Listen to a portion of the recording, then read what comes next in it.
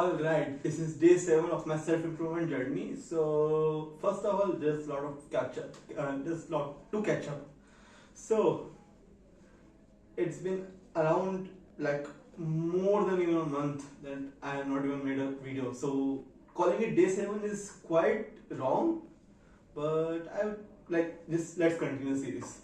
So, I've been delving into my Articleship a little bit more. I've been a little bit more busy into that. Also, I'm focusing a lot more on my data science course. That's why I have about around 40 to 50 videos almost ready in my mind, not in actuality, but in my mind, because I have like gone through the content. I just have to make a video on it. So yeah, I've been procrastinating a lot of it. So let's to catch up. So first of all, I would like to talk about Speedcubing. So I think in my last video I talked about that I got a new sub 40. I think so. No, I didn't got a sub 40. It was around a good benchmark. But now I've got a new PB. It is around 38.56 seconds. So yeah, around 39 seconds. So that is the fastest time I have ever solved a Rubik's Cube. I've been like cubing a lot, but not also a lot, because I've been like into work, into my studies, and also in my kind of a fitness journey, but not kind of also fitness journey. See, calling it a fitness journey is kind of a joke. But I've been trying to improve myself a lot. So yeah, there's a lot been going on. So that was just a summary of what happened in this the time I wasted. Now let's continue on the topic that I wanted to make on the video. So in this video we are going to talk about RDBMS, Relational Database Management System.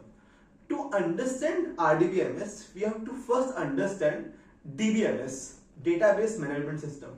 So an Excel sheet or any table, any two-dimensional object, or two-dimensional object, I would say two-dimensional array, A-R-A-A-Y, not Hindi wala array. Yes. So any kind of this is comprised of rows and columns, and that is why it is a structured database management system. Now, how it is different from RDBMS? So let's assume I have two databases. One is of school related information, like I would say, let's assume one database, one table is of students' marks, student names, and student records basically. And another one is students' records only. But the first one is in academics, and the second one it is in sports. Now, what RDBMS does is, we will relate the one unique key, that is student name, because student name will be unique in both.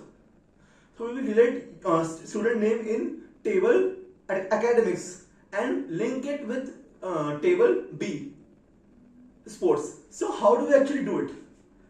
See, we use a specific querying language called SQL.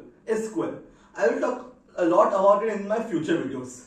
So that was it for the video. That was the topic. It is not that important, or that it's just a basic. If you understand what RDBMS is, you can go into working in SQL, Python, and etc. So that's it, and I'll see you in the next one. Bye.